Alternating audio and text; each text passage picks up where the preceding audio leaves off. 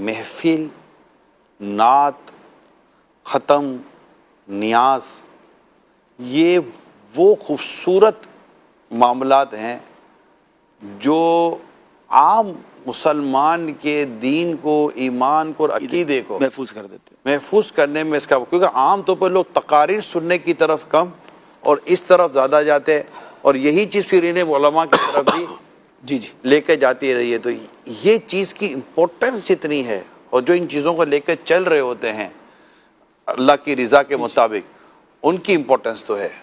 یہ تو کبھی تجزیاتی طور پہ آدمی اس پہ غور کرے نا، تو یہ حقیقت ہے کہ ایمان بچانے میں بہت بڑا ہاتھ نعت خوانیوں کا ہے۔ واہ، عقیدوں کی پختگی، دلوں میں نعتوں کا اترنا اور عقائد کا اترنا اور فضائل کا اترنا اور محبت رسول صلی اللہ علیہ وسلم کا دل میں جاگزی ہونا، اس کے پیچھے شاید سب سے بڑا فیکٹر نعت خوانی ہوتا ہے۔ واہ واہ واہ واہ، کیونکہ آج تو نعت بہت خوانی خوش ہو جائیں گے۔ علم اور کیف دونوں دیتی ہے۔ واہ، تقریر جو ہوتی ہے نا وہ نارملی علم دیتی ہے، اور اس میں کیف کہیں کہیں بنتا ہے۔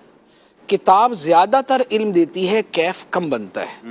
لیکن نعت خوانی جو ہے نا وہ دو چیزوں کو اکٹھے دل میں اتارتی ہے۔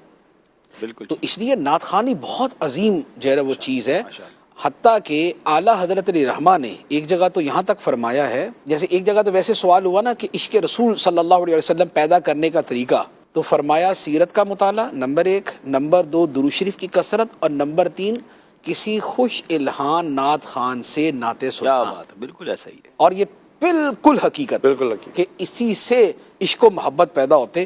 اس لیے جو اس سے دور ہوتا ہے نا وہ عام طور پہ خشکی کی طرف ایسا ہی ہے، اور مزاج کے بگاڑ کی طرف یہاں ہو جاتی اور سختی کی طرف، اور تصوف کی اصطلاح میں لفظ ہے تکشف۔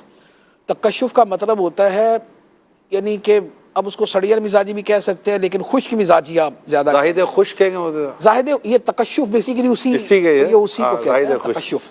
اور زاہد بھی تو ہو نا، پتہ چلا زاہد بھی نہ ہو، صرف تکشف ہی ہو اس اس کے کے اندر۔ علاوہ یہ نعت خوانی اور ذکر رسول صلی اللہ علیہ وسلم اس انداز پر، اور یہ جو ایک نعت خوان کے ایک اپنے انداز ہوتے ہیں، یہ اہل سنت کی پہچان ہے الحمدللہ۔ اس کے بغیر بھی تو لوگوں نے واعظ و نصیحت سنے ہوئے ہوتے ہیں، جو جس کو نام واعظ و نصیحت کہے، لیکن وہ چیزیں اور وہ تڑپ اور وہ بلکنا، وہ مدینے کی یاد میں تڑپنا اور عشق رسول میں رونا، یہ بیان کے اندر کتنے رونے والے نظر آتے ہیں اور نعت کے اندر کتنے رونے والے نظر آتے ہیں، اس سے فرق پتہ چل جاتا ہے۔